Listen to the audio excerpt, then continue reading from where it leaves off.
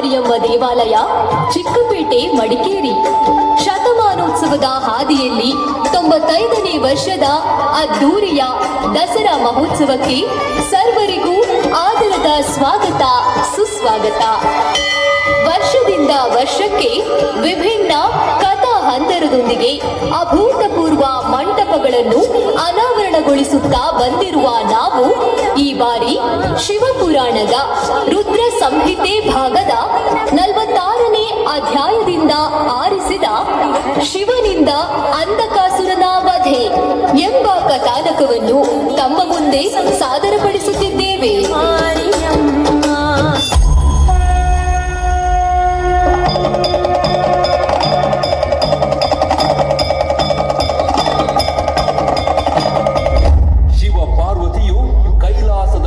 ಏಕಾಂತದಲ್ಲಿದ್ದಾಗ ಪಾರ್ವತಿಯು ಶಿವನ ಕಣ್ಣುಗಳನ್ನು ತನ್ನ ಕೈಗಳಿಂದ ಮುಚ್ಚಿದಳು. ಜಗತ್ತೇ ಅಂಧಕಾರದಲ್ಲಿ ಮುಳುಗಿತು. ಆಗ ಶಿವನು ತನ್ನ 3ನೇ ಕಣ್ಣನ್ನು ತೆರೆಯುತ್ತಾನೆ. ಆ ದಿವ್ಯ ತೇಜಸ್ಸಿಗೆ ದೇವಿ ಪಾರ್ವತಿ ಬೆವರುತ್ತಾಳೆ. ಪಾರ್ವತಿಯ ಬೆವರ ಹನಿ ಶಿವನ ದೇಹ ಸ್ಪರ್ಶದೊಂದಿಗೆ ನೆಲಕ್ಕೆ ಬಿದ್ದಾಗ ಅದರಿಂದ ಕಾಲ ಸ್ವರೂಪಿಯಾದ ಅಂಧ ಬಾಲಕನೊಬ್ಬನ ಜನನವಾಗುತ್ತದೆ. ಮುಂದೆ ಹಿರಣ್ಯಾಕ್ಷನು ಶಿವನಿಂದ ಅಂಧಕಾಸುರನನ್ನು ದತ್ತು ಪುತ್ರನಾಗಿ ಸ್ವೀಕರಿಸುತ್ತಾನೆ. ಹಿರಣ್ಯಾಕ್ಷನ ಸಾವಿನ ನಂತರ ಅಂಧಕನ ದಾಯಾದಿಗಳು ಅವನಿಗೆ ರಾಜ್ಯವನ್ನು ಕೊಡದೆ ಹೊರದೂಡುತ್ತಾರೆ. ಕಂಗಾಲಾದ ಅಂಧಕಾಸುರನು ಶುಕ್ರಾಚಾರ್ಯರ ಸೂಚನೆಯಂತೆ ಬ್ರಹ್ಮದೇವನ ಕುರಿತು ಘೋರ ತಪಸ್ಸನ್ನಾಚರಿಸುತ್ತಾನೆ.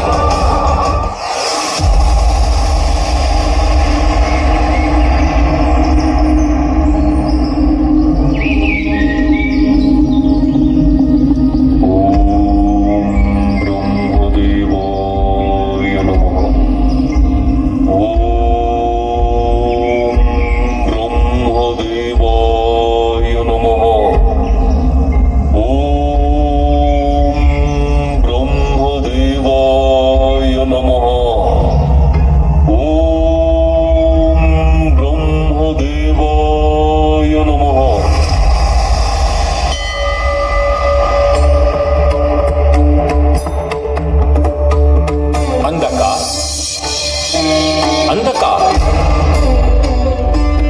ನಾನಿದು ನಿನ್ನ ಘೋರ ತಪಸ್ಸಿಗೆ ಪ್ರಸನ್ನನಾಗಿರುವೆ.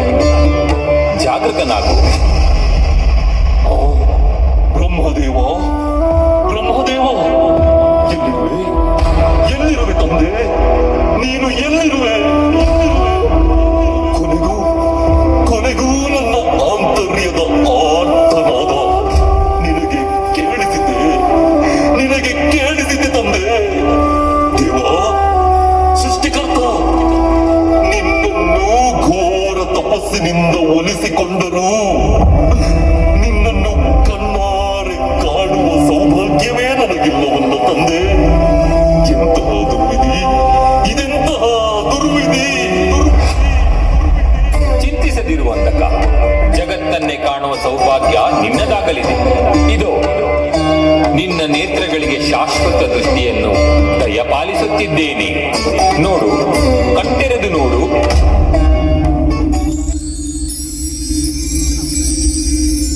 ನಾನು ನೋಡುತ್ತಿದ್ದೇನೆ ಬ್ರಹ್ಮದೇವ, ನಾನು ನಿಮ್ಮನ್ನು ನೋಡುತ್ತಿದ್ದೇನೆ. ಇದುವರೆಗೂ ಕಾಲ್ಪನಿಕವಾಗಿದ್ದ ಈ ಜಗತ್ತಿನ ಅತುಲಿತ ಸೌಂದರ್ಯವನ್ನು ನಾನು ನೋಡುತ್ತಿದ್ದೇನೆ ಬ್ರಹ್ಮದೇವ, ನಾನು ನೋಡುತ್ತಿದ್ದೇನೆ. ಧನ್ಯನಾದೆ ಬ್ರಹ್ಮದೇವ, ಧನ್ಯನಾದೆ. ಈ ಅಂಧಕನ ಅಂಧಕಾರವನ್ನು ನೀಗಿಸಿ ನನ್ನ ಬಾಳನ್ನು ಬೆಳಗಿದ ತಮಗೆ ಕೋಟಿ ಕೋಟಿ ನಮನಗಳು. ಶುಭವಾಗಲಿ ಅಂಧಕ. ನಿನಗೇನು ಬರಬೇಕು ಕೇಳು.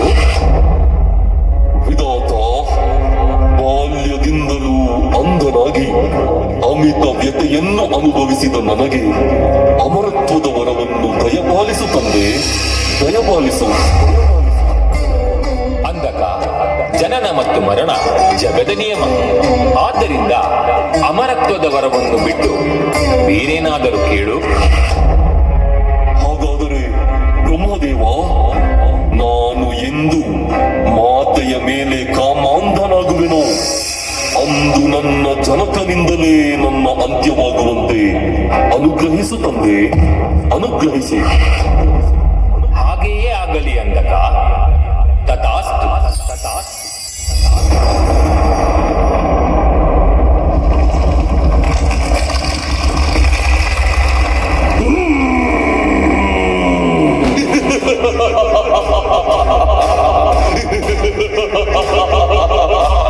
ಈ ಭೂಮಂಡಲ ಅದೆಷ್ಟು ಸುಂದರವಾಗಿದೆ. ಈ ಭೂಮಿಯ ಈ ವೈಭವವನ್ನು ಕಾಣದೆ ನಾನು ಇದುವರೆಗೂ ಅಂಧನಾಗಿದ್ದೇನಲ್ಲ.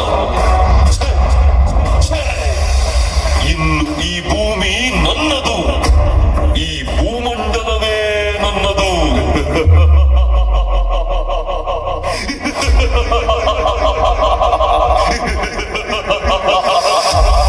ಜನಕನಿಲ್ಲದ ನನಗೆ ಜನಕನಿಂದ ಮರಣವೇ ಅಸಾಧ್ಯ, ಇದು ಅಸಾಧ್ಯ.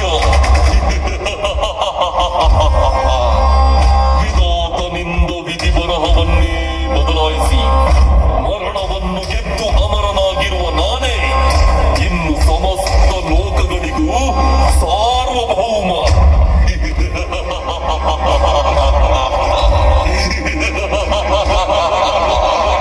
ಸಹಚರ, ಭೂಷಣ, ಭೂಷಣ.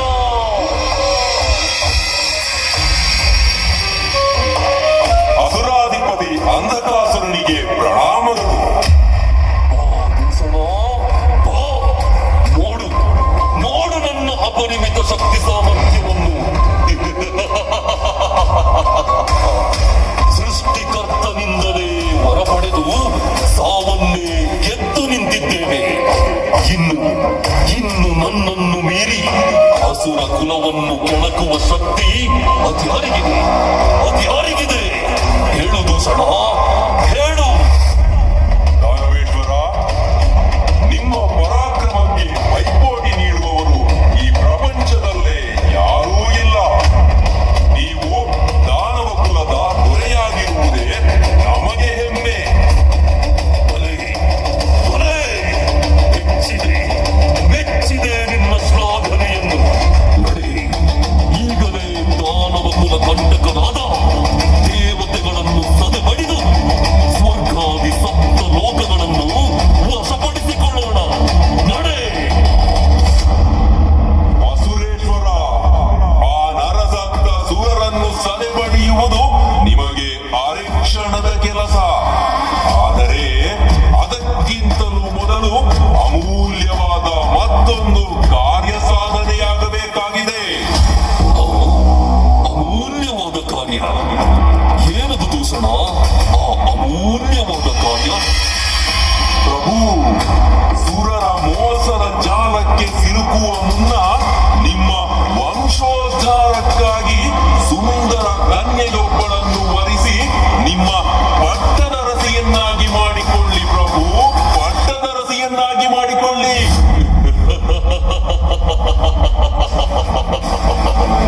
ದೂಷಣ, ನಿನ್ನ ಸಲಹೆ ಸಮಂಜಸವಾಗಿದೆ. ಹೇಳು, ನನ್ನ ಶೌರ್ಯಕ್ಕೆ ಸಾಹಸಕ್ಕೆ ಸರಿ ಸಮಾನಳಾದ ಸುಂದರಿ ಎಲ್ಲಿರುವಳು? ಕಂಡಿರುವೆಯಾ? ಇರುವಳು ಪ್ರಭು, ಇರುವಳು. ಕೈಲಾಸಗಿರಿಯಲ್ಲಿ ಅಮರಾವತಿಯ ಅಪ್ಸರೆಯನ್ನು ಮೀರಿಸುವ ತ್ರಿಲೋಕ ಸುಂದರಿಯೊಬ್ಬಳಿದ್ದಾಳೆ. ನಿಮ್ಮ ಪೌರುಷಕ್ಕೆ ತಕ್ಕ ಪಟ್ಟದರಸಿ ಅವಳೇ ಎಂದು ನನಗನಿಸುತ್ತಿದೆ ಪ್ರಭು, ನನಗನಿಸುತ್ತಿದೆ. ಅವಳು ಅಷ್ಟೊಂದು ರೂಪವತಿಯೇ? ಈಗಲೇ ಕೈಲಾಸಕ್ಕೆ ಹೆಜ್ಜೆ ಇಡುತ್ತೇನೆ. ಆ ಹೆಣ್ಣಿನೊಂದಿಗೆ ಹಿಂತಿರುಗುತ್ತೇನೆ.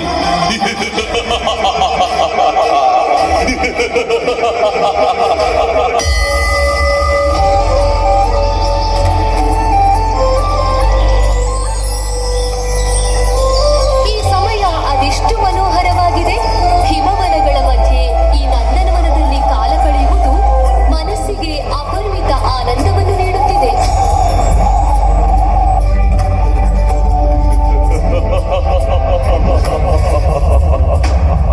ಇದೇನಿದು?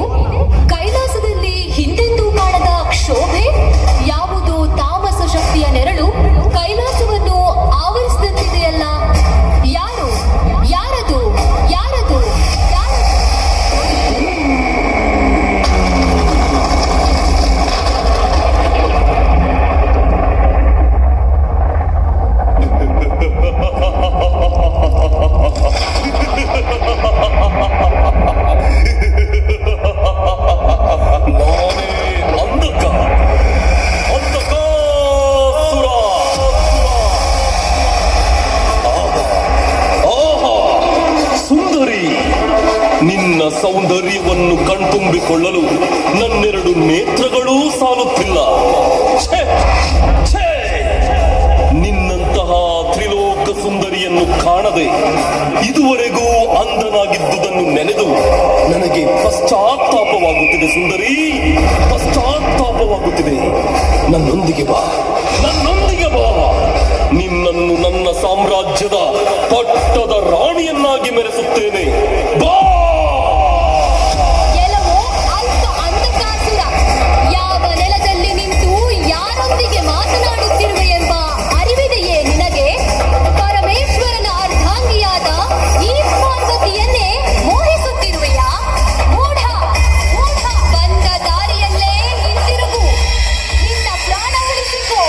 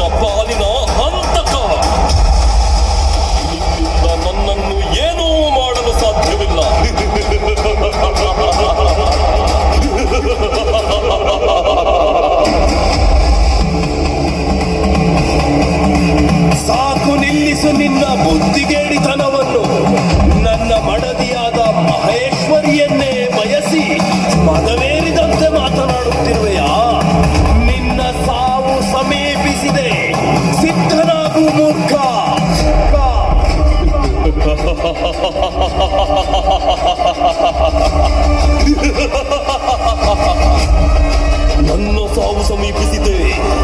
ಭಸ್ಮ ಬಳಿದುಕೊಂಡು ಮಸಣದಲ್ಲಿ ಭೂತಗಳೊಂದಿಗೆ ಸರಸವಾಡುವ ನೀನು ನನ್ನನ್ನು ಸಂಹರಿಸುವಯ? ನೀನು ಅಂಜಬೇಕು ನನ್ನ ಆವೇಶಕ್ಕೆ, ಪರಾರಿಯಾಗಬೇಕು ನನ್ನ ಪರಾಕ್ರಮಕ್ಕೆ, ಶರಣಾಗಬೇಕು ನನ್ನ ಶೌರ್ಯಕ್ಕೆ. ಇದೋ ನೋಡು, ಇದೋ ನೋಡು, ಬ್ರಹ್ಮಾಂಡವನ್ನೇ ಬೆಚ್ಚಿ ಬೆರಗಾಗಿಸುವ ನನ್ನ ಭಯಾನಕ ರೂಪವನ್ನು.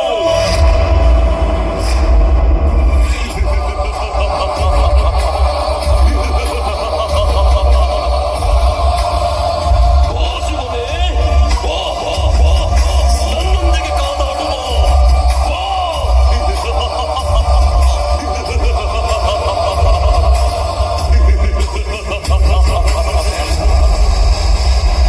ಅಂಧಕ, ನಿನ್ನ ಅಲ್ಪತನವೇ ನಿನ್ನ ಅಂತ್ಯಕ್ಕೆ ಕಾರಣವಾಗಲಿದೆ. ನನ್ನ ಡಮರುನಾದವೇ ನಿನ್ನ ಮರಣ ಮೃದಂಗವಾಗಲಿದೆ. ನಿನ್ನ ಪ್ರಾಣಹರಣಕ್ಕೆ ನನ್ನ ತ್ರಿಶೂಲ ಸಿದ್ಧ. ಈ ರುದ್ರನನ್ನೇ ಕೆಣಕುತ್ತಿರುವೆಯ? ಇದೋ ನೋಡು, ಇದೋ ನೋಡು, ನಿನ್ನ ಮೃತ್ಯು ರೂಪವಾದ ನನ್ನ ರೌದ್ರ ರೂಪವನ್ನು.